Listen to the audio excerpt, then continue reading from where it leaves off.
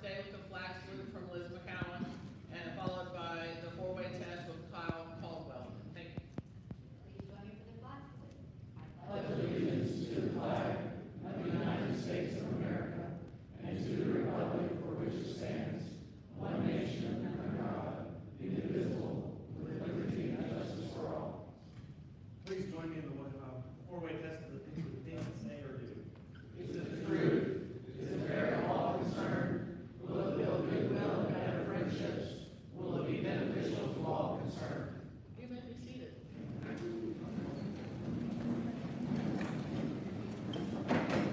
Several guests today, so I'm going to have Stephen Miranda help me with some introductions around the room. Yeah, I think we have more guests than we do members, maybe. I have a lot of guests. We'll start here with Charlie. My brother-in-law, Ron Lynch, Ronnie, stand up so they can see how tall you are. Oh, yeah. They just moved back from Arizona. They've been there 34 years. We couldn't be happier. Good. Welcome, Ronnie. Well, Right across the aisle, David Hopper.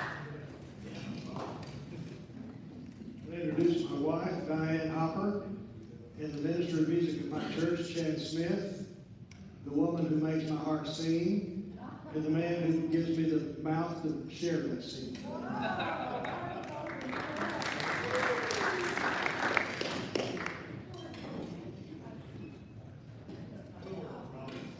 I don't know how to follow that.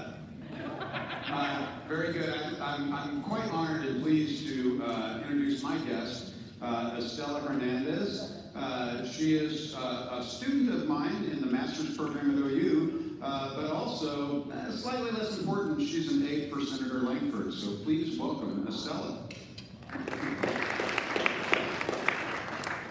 And Tom Cooper. Hi, Tom. We have three guests today, right? Kyle Chapman, an attorney, he was here last week, coming back the second time.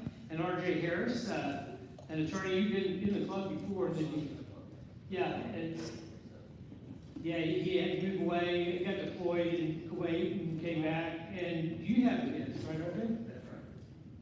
We have Vicki Randolph, and she's been a long time friend of mine. Worked on a couple of my political campaigns from back in the day when I was politically active, not anymore.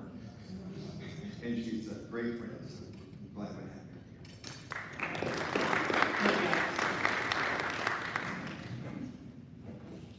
okay. Thank you. Hey. Hey. Oh, Judy, I think. Oh, I skipped over Judy. I'm sorry. I'm happy to invite and introduce my friend, Island Childers. He's the director of Early Settlement in Central Oklahoma. And a good man. How many universities have you attended? Just three. Just five. Just three. Yeah, actually, technically four. That's what I thought. But anyway, he's a pretty smart guy. And that he helps make good things happen. People really need mediators. He's worth it. So, welcome. Okay. It's probably going to die, so we'll save it for him. Good. Always something. Okay, now you can hear me again. Well, welcome guests and Rotarians. This is a great crowd today. We're happy to have you. First, we're going to do a few announcements. I wanted to say that Rotary After Hours last Thursday, we had a great turnout. Ronnie came, Charlie brought some people, and that was really wonderful. We had some other guests come too. RJ and Kyle came that attended last Thursday. So that's a great way to introduce people to our club and great fellowship. So we had over 20 people come and go for the happy hour. So I really appreciated that crowd. Thank you for coming to that. I did send out an email that Fall Fest is looking for volunteers this Friday, which is tomorrow, in downtown Norman. If you want to volunteer, it's a great opportunity. It's also a great event downtown if you want to attend, dress up, take your kids out. We participated as a Rotary Club last year, handing out candy. We did not decide to do that this year, but they are really looking for some volunteers to help with some of the booths and rides and things. So if you can help out, want to, Dennis Brigham, started that up through the Norman Arts Council, that, email feed, so please, sign up if you're interested. Shauna has a quick announcement. Why don't you just come up here real quick? Sure, yeah. Just only have one microphone. Kind of scary. I wanted to let you guys know, in your email from Stephen Coranda this week, you should have gotten a list of the items that Pantry Partners is needing for their Thanksgiving boxes. And we've got 2 weeks, next week and the week after, to collect those items. And I'm gonna take them myself on November 8th to drop them off. So if you'll just pay attention and look at that list, and anything that you wanna bring up here, bring in the next couple weeks. They're also asking for Walmart gift cards, $25 value. So here's one to get us started. There you go. Next week is Halloween, and we are meeting on Halloween. So if you want, I know we're adults, but adults can have fun too. So Halloween was a favorite holiday of my mom's, and she dressed as a witch. I dressed as a witch. We're having someone tell ghost stories, and see Haunted Norman, Oklahoma, right there. Good timing. And so if you want to be festive and come in costume, or wear. There are prizes, yes, I will have prizes. I will have prizes. So I want to make that announcement. After today's meeting, we have a membership meeting, membership orientation at 1 o'clock. And then we're also having, if you are a part of the selection committee for the student of the month, Rick McKinney is also going to have a meeting at this front table. Okay. With no further ado, we do have a few things to award people. So can I please have Jim Dubowski's not here today. Is Dan Barney here? No? Okay, well, Joan Harrison, can you come up here?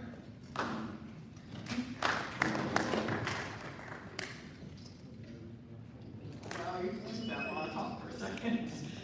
Today is World Polio Day. So when I talked about going to Singapore, I brought back this stuffed animal koala bear in Polio Now. A few weeks ago, if you were here, I did go to the Texas game and came and heard we had Bob Greenstreet, past district governor, talking about Polio Plus Society membership for our district and to help end polio.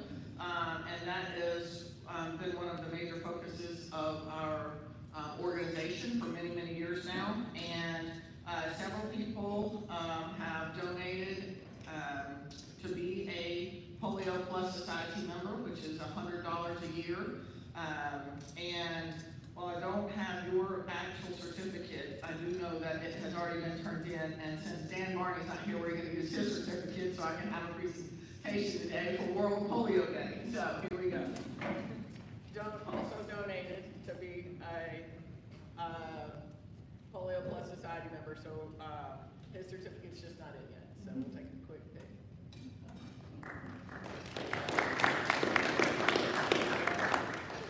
And you get a special pen. I was not going to give award myself for your certificate, but I'll send one too. So we'll present these another week when they're here.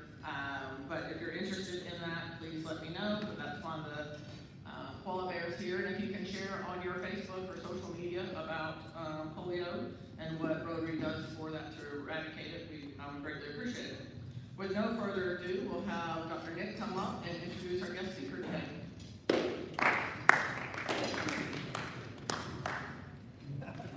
Keep it short. All right, so I've got a few comments today. And Stella, I'm so glad to see you here today. I'm just going to ignore everybody else. It's just you and me. 2 days in a row, and maybe next Tuesday as well, right? Yeah, I got accused yesterday. If you were out at the groundbreaking for the Oklahoma Aviation Academy, which you're going to hear a lot about here in just a minute, of pulling a filibuster. I don't know what that's all about. I mean, I don't ever take over the mic when I get it. I don't ever talk too long about too much and wanted nothing. And I mean, I was followed by Joe Harris and some senators and other legislators. I mean, my goodness.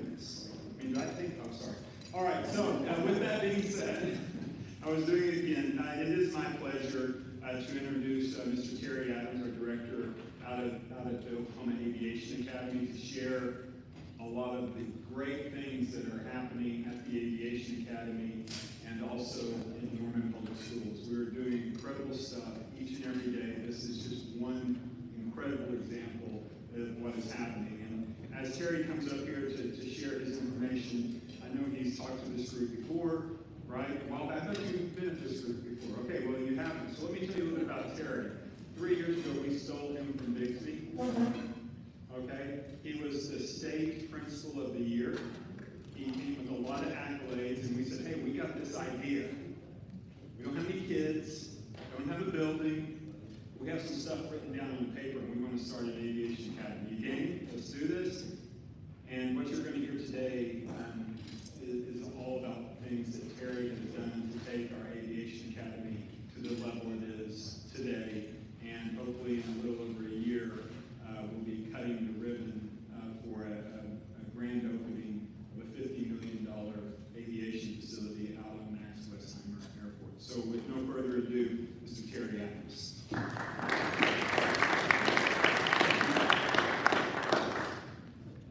I moved the mic down. I apologize to those of you who are expecting Congressman Cole today. I thought, pour back in, but I'll do my best. Yeah, my name's Terry Adams. A little bit about myself. I grew up in Moore. I'm the son of my dad was an instructor at the FAA Academy. My mother was an IRS agent. I know cringes when they hear that kind of stuff, but an IRS agent. I'm a public educator. A lot of people ask, are you an aviation guy? No, I'm a public educator. I'm in my 31st year working in public education in Oklahoma. I started when I was 21 as an assistant swim coach at Moore High School, and then I taught a year at Brink. Then I went to Tulsa for 25 years. I worked as a head swimming coach at Broken Arrow High School and taught Broken Arrow for 7 years, and then spent 8 years in Claremore in various administrative roles, and then, like Dr. Nick mentioned, I spent the 10 years before I came here at Bixby High School as the principal. All 3 of my children graduated from Bixby. My wife's a school counselor.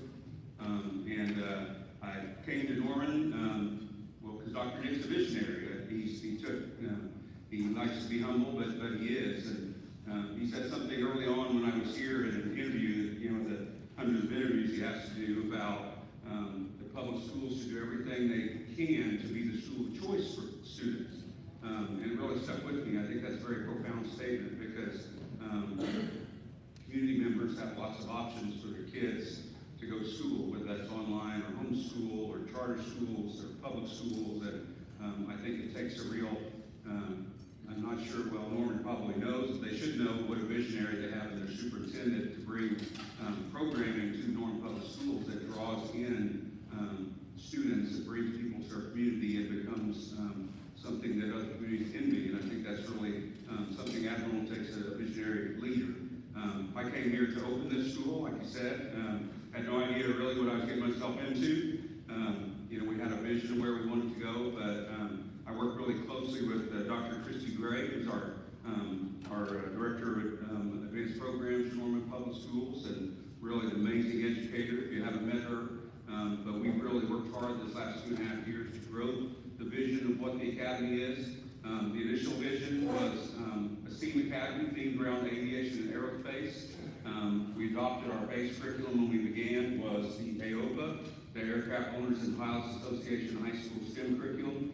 We started with an inaugural group of mostly freshmen. The vision was to add a cohort of freshmen each year. Although I haven't turned anybody away. We have some upperclassmen that come and do just the aviation course with us. We started that first group inside the aviation classroom building at 1928 Goddard, there on the campus of Max Westheimer with just a little under 100 students. They came and did their English class with us, their math class with us, and then they did Aviation 1 class. The next year we grew to almost 170 students. We moved into fabulous corporate building, which everybody loves. We expanded to sophomores, really following the same pattern to moving into Aviation 2. We are in the middle now of our 3rd year. We're up to 240 students. And really have expanded our offerings It's still essentially the same for freshmen. And our sophomores now, we have moved away from English and went to, and we created a brand new aviation history class that replaces world history on their graduation sequence. I hired a retired Air Force colonel, just retired in June, named Dr. Tyler Morton, and he's creating a class from scratch. There's obviously a lot of rich history in Norman and in Oklahoma and in our country for aviation, and he's getting the kids to spend the entire year learning about that rich history. And it's really a neat class. And this is the first year that we have a group of juniors and seniors, primarily a group of juniors, and they get to go lots of different directions when they get to year 3 with us. It really depends on their preference and what they want to pursue.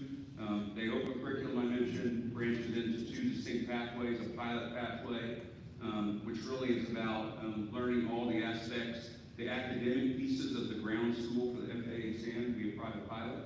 And then we have the UAS, or the drone pathway, which prepares our kids to pass the Part 107 commercial drone certificate. We have some students that have already passed it. We have a bunch more that will this year. And then we'll move on to do other things with the drone program, hoping to get into some commercial drone activity with them, to learn how to actually start a business using drones.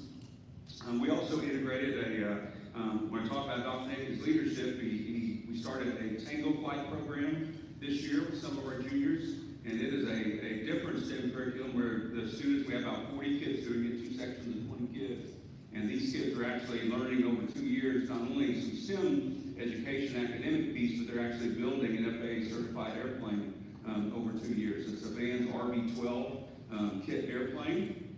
They are just now beginning to build the vertical stabilizer, tail fin, and they will spend about 720 man-hours over 2 years putting this airplane together.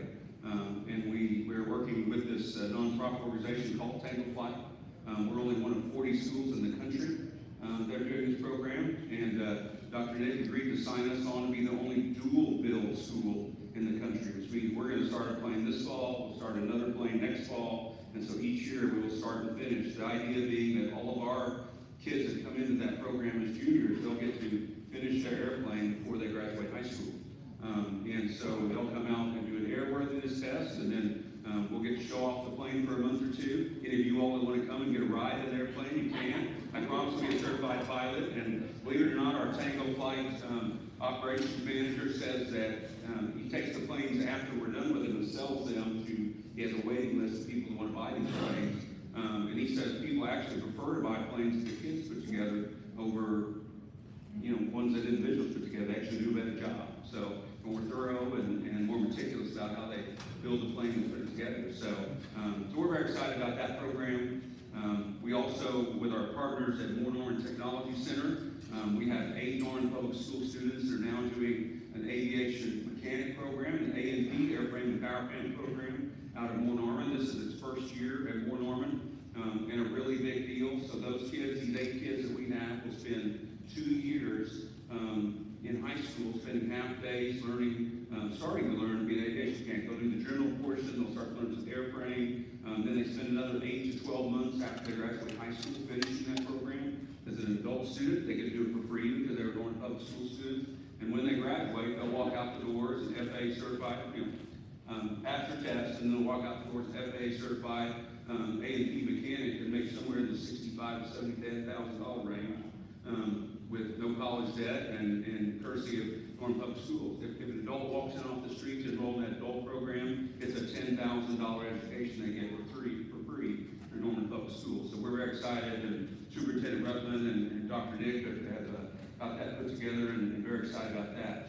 In addition, we worked with the OU Aviation School, and we started the first ever dual enrollment, concurrent enrollment pathway for students in the aviation school. We've identified about 19 hours worth of aviation courses they can take while they're in high school. There's a dozen kids from Moore, Norman, Noble, from Newcastle doing this right now.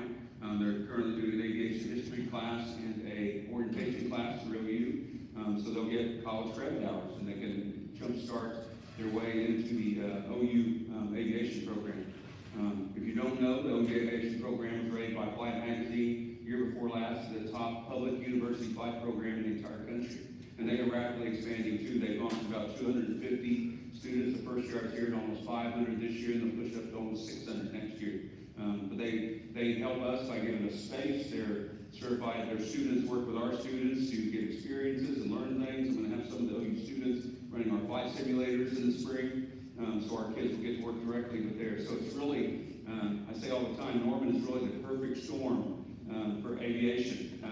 And of course, a big part of that was the aviation program at OU moving under the Atmospheric Studies College under Dr. Barry Moore, the #1 meteorology school in the country, now also oversees the #1 aviation program in the country.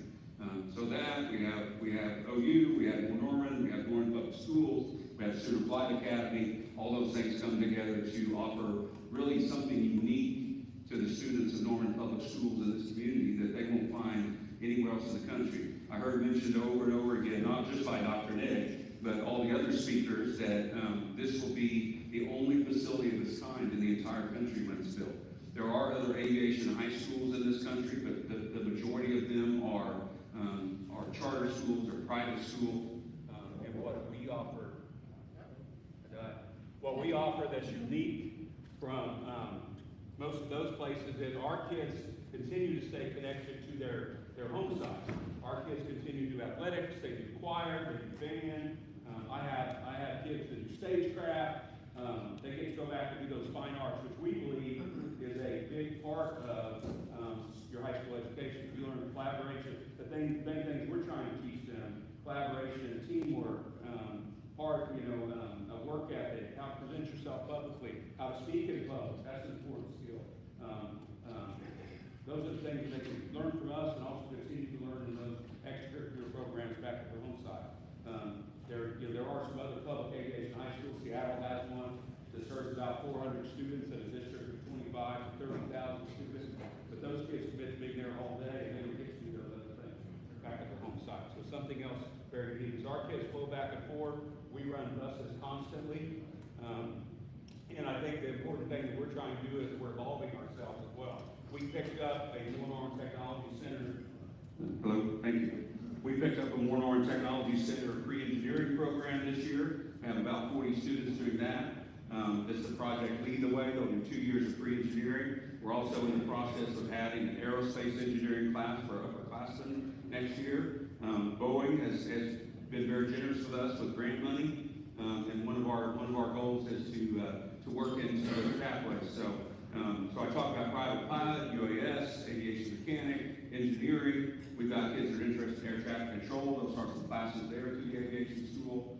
Aviation management, you can do flying and non-flying. We've got kids that will start down that road. I was just talking with Dr. Barry Moore yesterday before our event started about adding a concurrent pathway for our students in the meteorology school. And Dr. Christy Gray and I have been talking actively with Rose State, which just opened the most amazing cyber defense academy you're ever going to see. So we're working with them to create a cyber defense pathway for our kids. So we sit down with all of our sophomores and we have a discussion about what is it you want out of the program. Some of them aren't even going to go into aviation. And I said, that's okay, because you're going to get a well-rounded STEM education. You're going to learn how to speak publicly. You're going to learn how to collaborate. You're going to learn teamwork. You're going to learn presentation skills.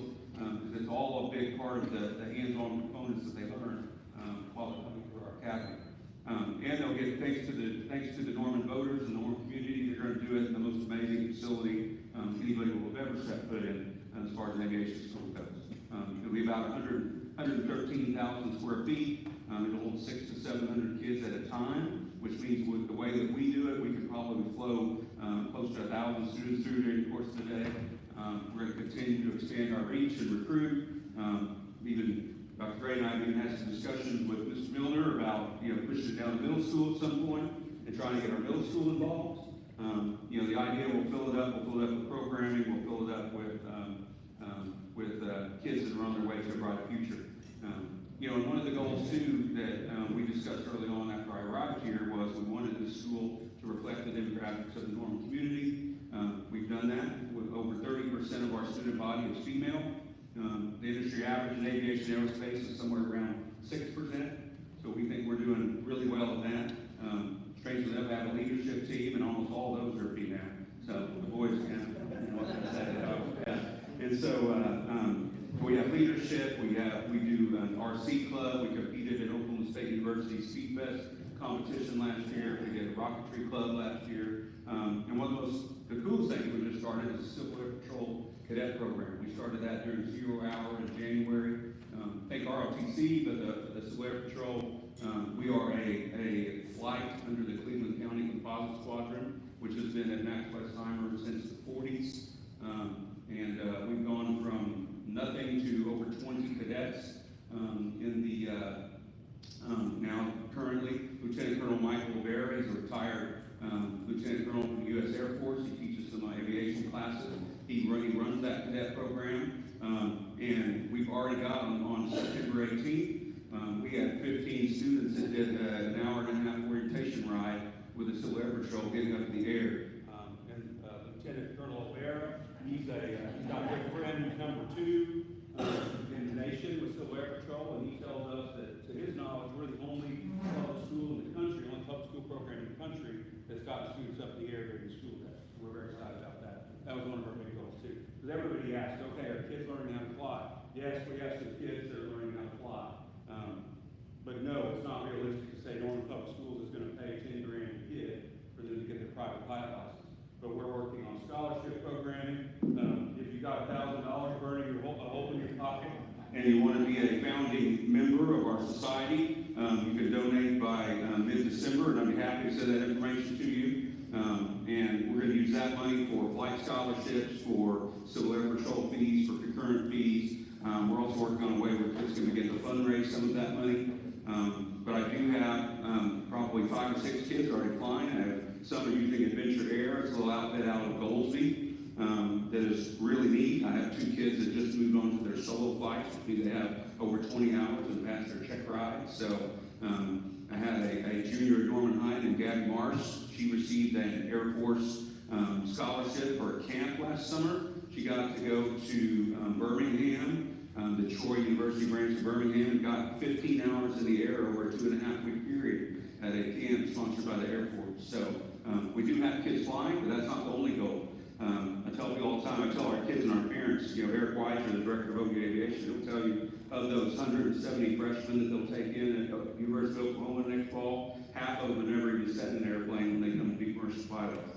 And so it's not a deal breaker they don't learn to fly in high school. It's about exposure, it's about preparation, and about starting them young to move them toward those careers in aviation and aerospace, and that's what we're trying to do.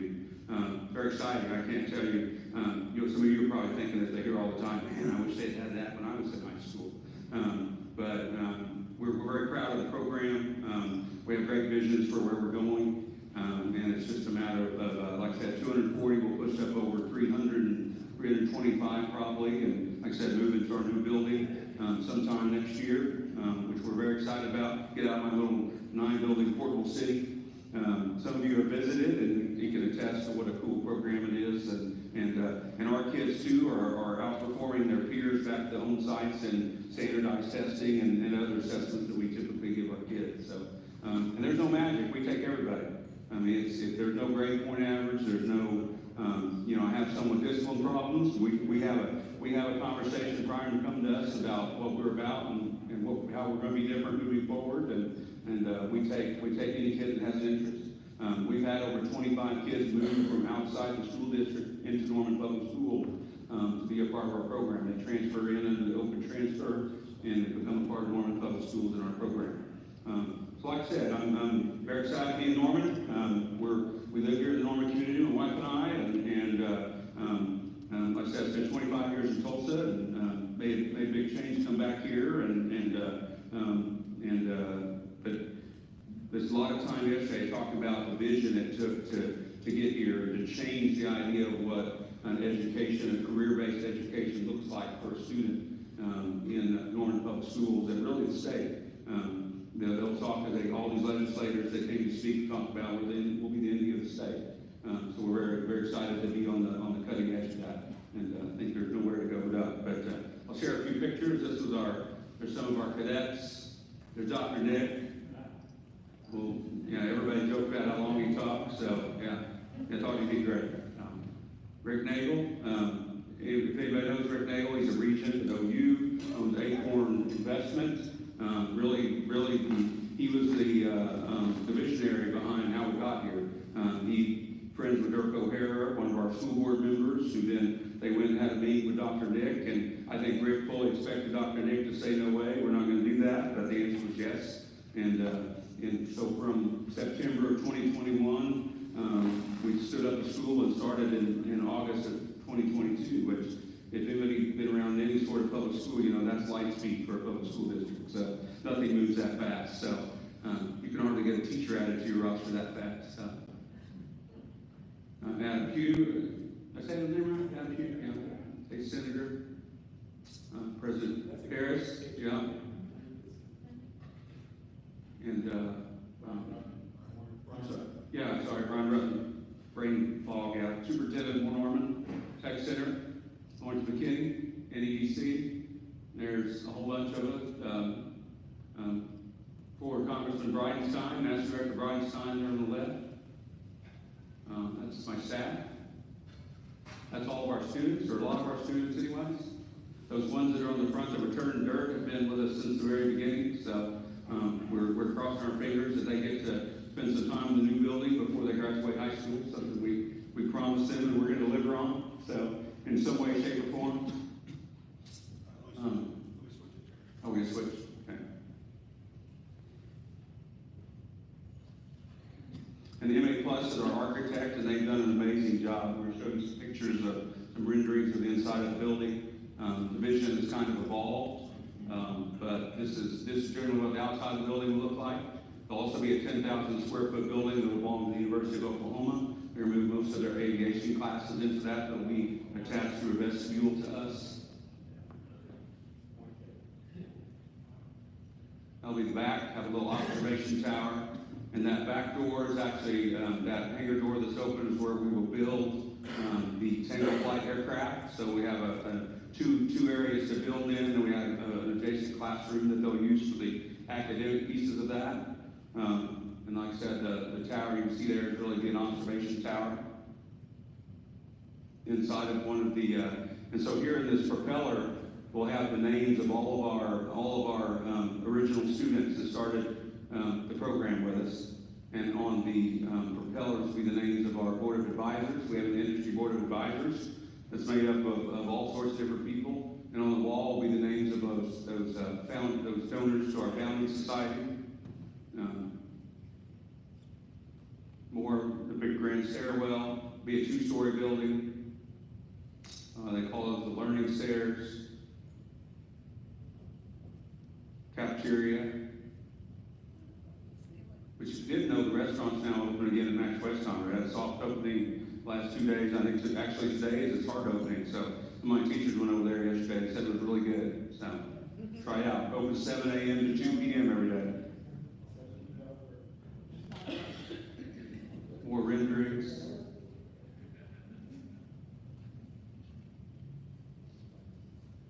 So that little place right there is where we hope to buy and hang our very first airplane. For the bargain price of $133,000, we could buy the first airplane we're going to build and hang it in the building. So that's a goal of ours, but we'll see. All the different parts of the building are named. The front parts we call the land side will be named like an aircraft terminal, and the back would be the airport side will be named like runways and taxiways. So MA Plus has done a really neat job of making it very aviation oriented.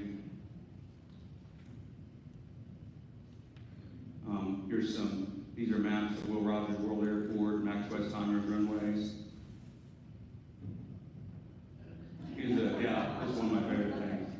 Girls and boys here.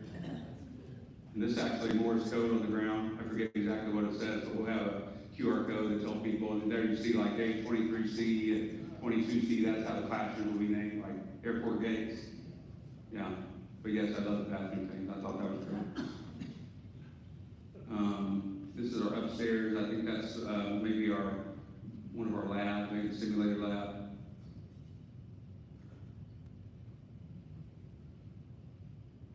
One of the learning centers, one of the common areas. This is the multi-purpose room, they call it. Think gymnasium. This is actually the runway pattern from Mac Westheimer along with our logo. I burned up my time. And then we'll have, it's all built like a giant hangar. This will be tall enough that we'll be able to fly drones in there. We'll have video screens, we can do esports, presentations, all those different types of things. That's looking from the top over observation areas.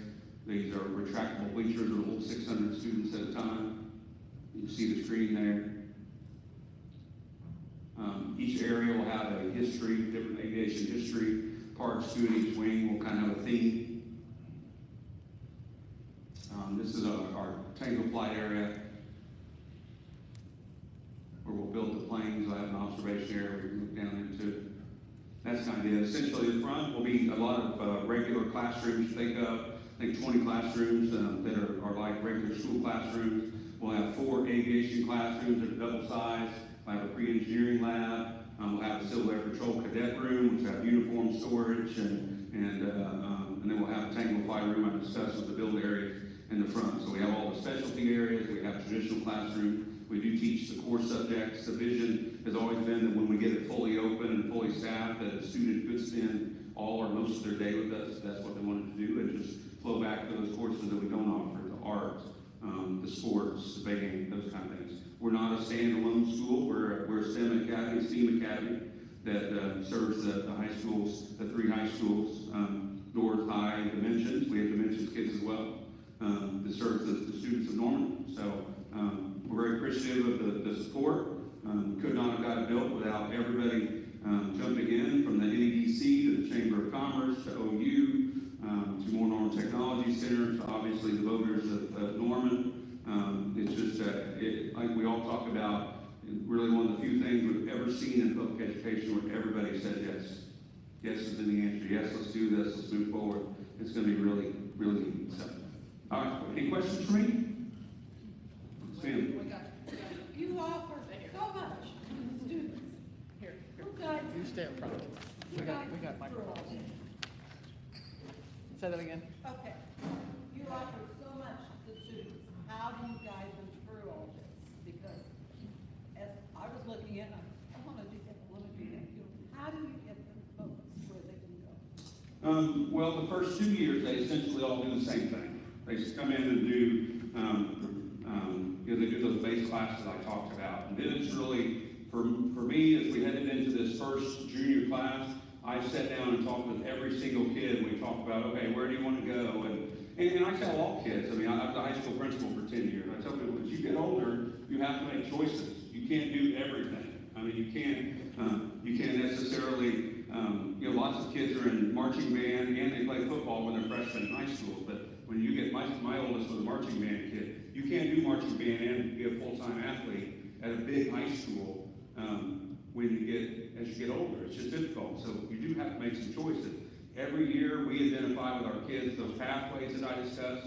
We identify from those kids, okay, which pathway are you most interested in? We use that for, we have some large field trips. We take everybody, we go to Tacoma, Tinker, the National Weather Center, Will Rogers Airport, and we also do some smaller field trips. So I took my pilot track kids, I took 25 kids out to the AWAC simulators, the full motion simulators out by Tinker, and they got to spend time doing this full motion AWAC simulator.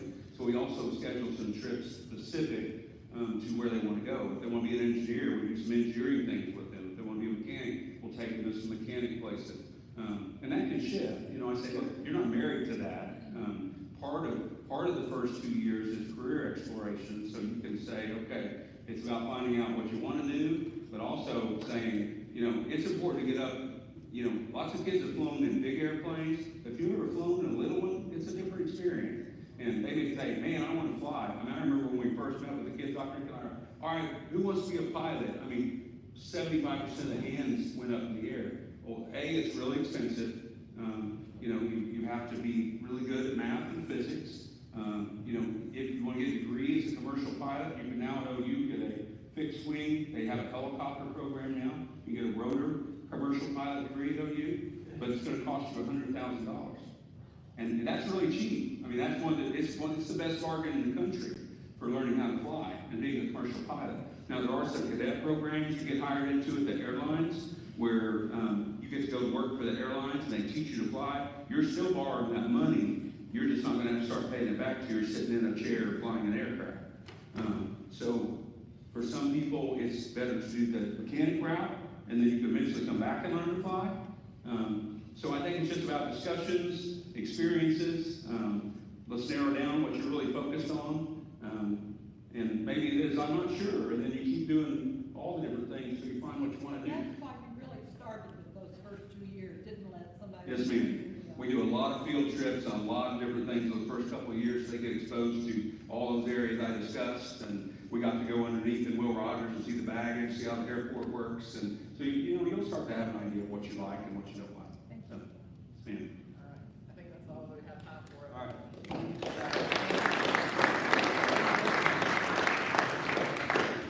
Maybe Terry can say a few minutes after. We are running a little short. We do have 2 meetings immediately following this. We need to let people get out on time. So, wanted to mention Liz McCown also is a Polio Plus Society member. I missed that earlier. I had not gotten that notification yet, so I want to recognize her as well. Thank you, Terry, again for speaking today. We really appreciate you coming in on short notice. And I wanted to say a shout out to Stephen Crandall for finding us a new amazing speaker with 2 days notice. So thank you for that, by the way. That's a big job to do too.